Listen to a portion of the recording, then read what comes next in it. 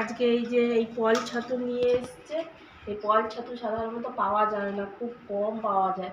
আজকে পেয়েছে, একজন নিয়ে এসেছিলো, তাই কিনে নিয়ে এসছে। এটা বাছতে বসে গেছি, ভাজা করব পেঁয়াজ লঙ্কা দিয়ে।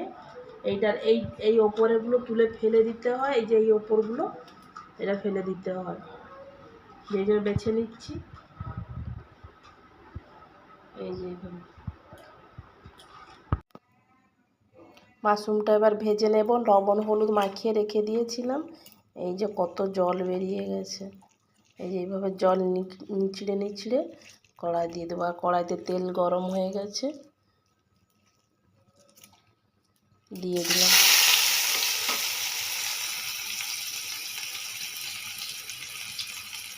এই মাশরুমটা সব থেকে টেস্ট ভালো, যেটাকে আমরা পল ছাতু বলি।